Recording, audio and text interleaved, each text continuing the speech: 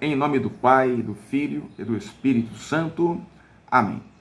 Olá, meu irmão e minha irmã. Hoje é a nossa aula de número sobre o Catecismo da Igreja Católica e nós vamos tratar sobre a Sagrada Escritura.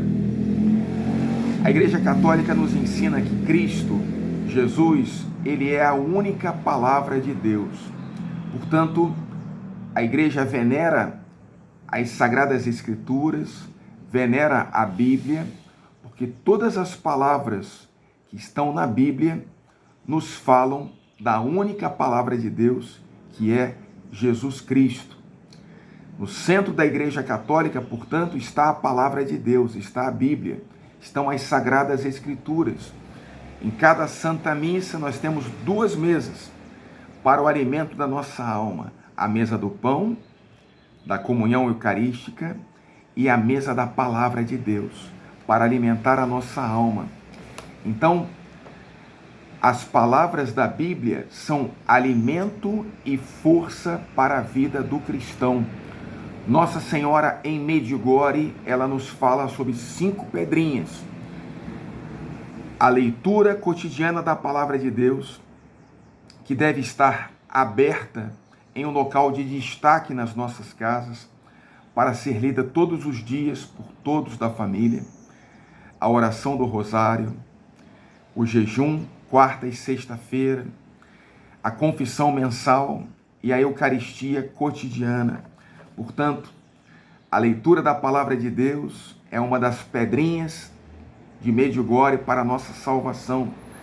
A igreja então nos ensina, meu irmão e minha irmã, que Deus é o autor da Sagrada Escritura, porque as palavras de Deus na Bíblia foram inspiradas pelo Espírito Santo e colocadas em palavras humanas por autores humanos, que a Igreja Católica chama de hagiógrafos. E tudo isso, a palavra de Deus, nos é transmitida em gêneros literários. Os gêneros histórico, profético, poético, sapiencial, o livro do Apocalipse, que é um gênero apocalíptico. Portanto, para entender a palavra de Deus, nós precisamos saber interpretá-la, nem sempre de forma literal, mas de acordo com o gênero através do qual a palavra de Deus nos é transmitida. Galileu Galilei, no século XVI, ele procurava ensinar, de acordo com as suas observações astronômicas, que a Terra gira ao redor do Sol, é o heliocentrismo. Mas em algumas passagens da Bíblia fica transmitido que o Sol gira ao redor da Terra. Então Galileu Galilei, para se defender, ele disse: a Bíblia nos ensina como chegar ao céu e não como o céu se move. Ou seja, a Bíblia não é necessariamente um livro de ciências.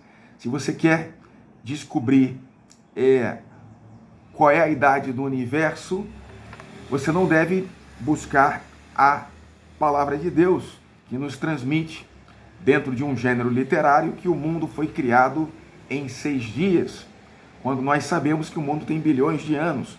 Ou seja, nós devemos ler a Bíblia como um livro que nos transmite verdades de fé e não necessariamente um livro de ciências.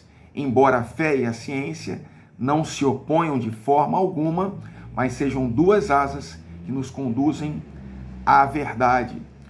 Então, por exemplo, a Bíblia nos transmite a verdade de que Deus é o Criador do universo, de que Ele está na origem de tudo. Mas a Bíblia não vai nos transmitir qual é a idade do universo. Isso cabe à ciência determinar. Portanto, a Bíblia tem um sentido literal e tem um sentido também espiritual. Dentro da espiritualidade, há um sentido alegórico.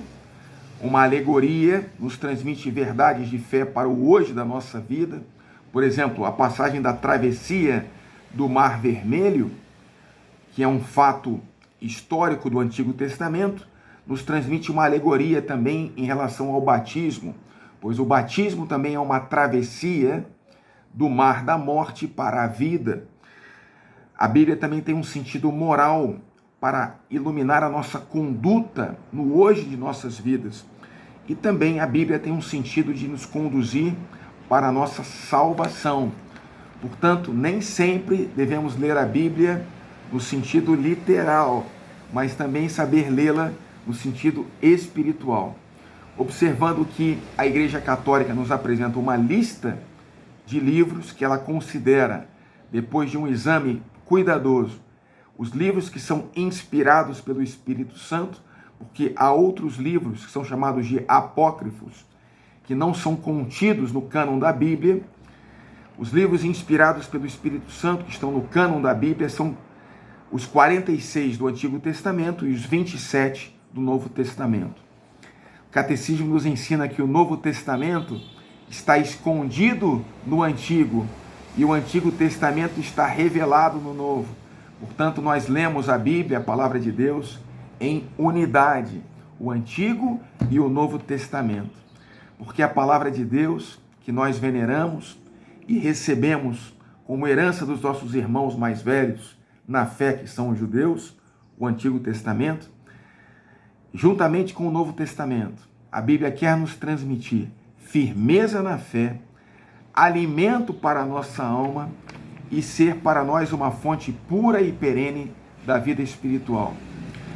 Portanto, a Igreja Católica quer que os fiéis tenham amplo acesso à Sagrada Escritura e que a Sagrada Escritura seja como que a alma de toda a teologia, de todo o estudo sobre Deus. Se você quer ser um amigo de Deus, meu irmão e minha irmã, leia a Palavra de Deus. A Bíblia é a fonte de toda a pregação cristã, de toda a catequese e de toda a instrução para a nossa salvação.